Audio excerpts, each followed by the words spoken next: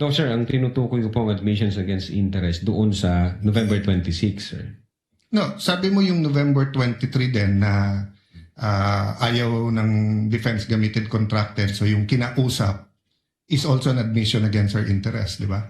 Di, sir, ang sinasabi ko po ang admissions against interest, yung November 26 video po, sir. Na sinasabi niyang totoo yun at hindi Yes, sabi. sir. Okay. Opo, sir. So, doon sa November 23, may nakita ka doon na admissions against interest? Insofar as I'm concerned, na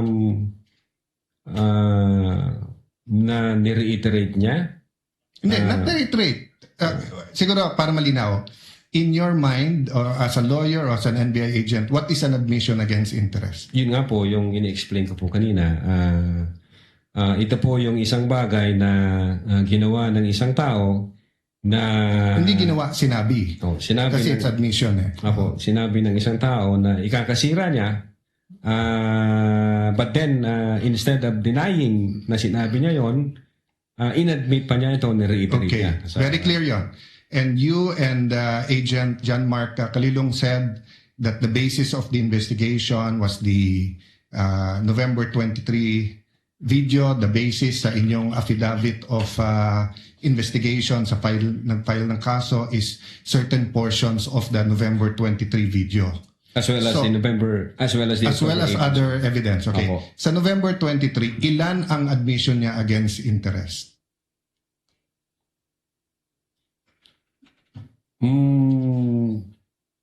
Ang sinasabi ko pong admission against interest This is a new November question. 26. This is a new question. If you evaluated well the November 23 video, is there any circumstance in that video that you believe that the Vice President made admissions against her interest? Plain ho yung utterance niya doon, Your Honor. Yung nakita lang ho namin, yung utterances niya. Insofar as I'm concerned, yung admission against interest nangyari nung November 26. Mr. Witness, sagutin niyo na lang ako. Lahat ng admissions are utterances. Yes, sir. Okay? Admissions is verbal. Diba? Hindi to yung parang admission sa court. Pwede mo i-admit yung documentary evidence, pwede yung object evidence, pwede yung statements. When we talk about admissions against interest, especially in context of what we're talking about, may statement na laban sa interest niya. Yes, sir. So tinatanong ko dun sa buong video, meron ka bang nakita? Wala. Yes or no lang yun, meron or wala. O meron at wala, hindi yes or no. Kayo nag-evaluate nun eh. Meron o wala? Admissions against her interest. Yes, sir. The fact na in-utter niya yun. Which one nga? So meron ilan at ano yun? A little leeway, Mr. Presiding Officer, kasi hindi natukoy masyado yung tanong. Senator Judge Alan, may proceed. Yeah. So which statement that? That one you're mentioning now. So yung sagot mo meron. Ang understanding ko, sir, nung sinabi ko yan, I'm referring to the November 26, 2024. Mr. Witness, paulit-ulit tayo. Yes, sir. Burahin mo na yung pinag-uusapan natin you're referring to. I'm asking you a direct question. Yes, Sa sir. November 23, meron o wala bang statements na you will consider in your professional as a lawyer and as an NBI agent in charge of investigating this? Meron ba siyang admissions against interest? Ang tinutukoy ko lang po again, Your Honor, yung 26. No, I don't care. Wala po yung 23. I'm sorry. I don't care, Mr. Presiding Officer, kung anong tinutukoy mo. I'm asking you a direct question. November 23, video. Meron o wala siyang admissions against her interest doon? Attorney Lotok, yes, no, I do not know, I do not remember. We're referring to November 23, not 26. Yeah, I do not know, sir. Ang you do not know. nire-refer ko na... Yeah, don't tell me na. So you do not know. Okay. When she said, kung papatayin ako, may kausap na ako, patayin niyo yung tatlo. Is that an admission against interest? Yes or no? Based on that utterance, sir, yes, I think so. Yes. O kakasabi mo lang kanina, I don't know. Ngayon, yes.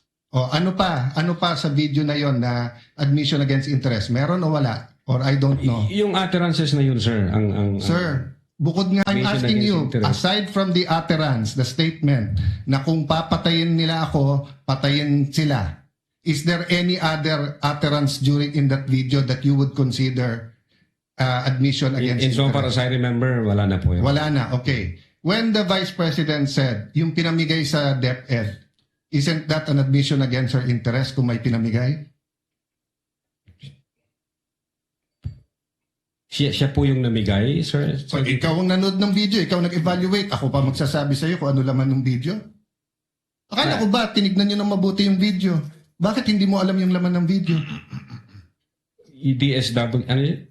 Sir, pwede ko pong tingnan yung sinasabi. No, niyo. so you Specific. do not know what the alaman ng video. Again, tinignan ko po ang video one time and ang nag-review po ng video yung agent on case. Yes, but you're the agent in charge and you're the one who filed the affidavit. Okay, Yes, sir. next question. Nung sinabing mag-people power, tapos ang sinabi niya, hindi yun yung solusyon. O, kung nag-people power, sino magiging presidente? Kung nag-people power at mawawala ang Pangulong Marcos, sino magiging presidente? Siya, sir. Oh, so hindi ba admission against her interest din? Siguro sa interest niya maging presidente. Pero ang sinabi niya, what? I think so, sir. Okay. So I mentioned 3. So my next question. When you have an admission against interest, do you take the whole admission or you can cut it up into parts? Again, Your Honor, yung If my admission against interest is 1 sentence or 1 paragraph or 3 sentences, can you take 1 sentence and say yun lang yung admission and the 2 other sentences are not? Can you divide I think it it up? should be the whole, sir. The whole sentence. So the whole sentence niya, nung sinabi niyang kung papatayin ako, is pinagbibintangan niya yung 3 na papatayin siya. So if you say it's an admission against interest and you believe it, you also have to believe na papatayin siya nung 3. The same thing, if you're going to say na namudmud siya sa DepEd, ang sinabi niya galing sa First Lady yung pera. So you're also going to have to believe that.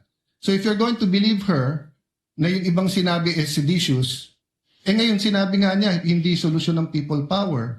So as the evaluator, bakit hindi consistent yung evaluation niyo nung video? No, I think yung in so far as people power is concerned, I think sinabi niya yata na, yes ma'am, natutuwa ako dun sa ginagawa niyo. Hindi. You know? Pwede ko pong ulitin. Your Honor. Let the record speak for itself. It's on Yes, Your page 26. Same paragraph nung sinabi niyang papatayin, no? But having said that, last question, no? Bakit sa cybercrime ni-refer? Ba't hindi sa anti-terrorism or sinabi mo meron intel group? Bakit sa cybercrime? Your Honor, my cyber aspect po kasi yung violation. Okay. What are the aspects of the alleged threat? One is the cybercrime grave threat. The other one is a possible assassination threat, right? No, Your Honor, yung sinasabi kong my cyber aspect, the utterances was made through Cyber.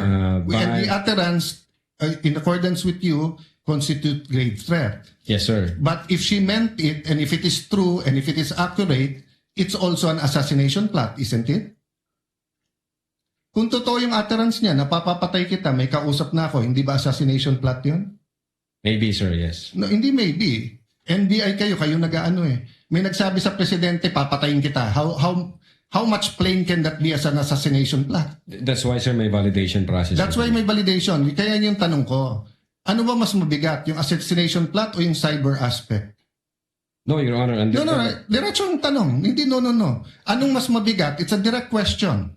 If you were NBI director now or whatever, you were PNP chief, dalawang iniimbestigahan mo, yung cyber aspect na pwedeng cyber libel, pwedeng grave threat, at yung assassination plot, ano mas mabigat sa dalawa? Ano yung prioritize mo? Your Honor, yung cyber aspect, based on the law, mag-a-add siya ng 1 degree higher doon sa... So, magdidebate tayo kung anong higher, papabayaan mong mapatay ang presidente. Kindly wind up, Senator Yes, Judge. I'm winding up. The point I want to make, Mr. President, is whether I was the PSC, the Executive Secretary, NBI, or an ordinary citizen, my first concern is wag mapatay ang presidente. Yes, sir. But instead of the NBI director taking it upon himself, giving it to the anti-terrorist or to the intelligence, sa cybercrime binigay. Your Honor, again, uulitin ko, yung utterances was made through information and So communication I- technology. Kaya may I hope if jurisdiction any one outside of my of colleagues here regulation. become president, magbago yung attitude ng NBI.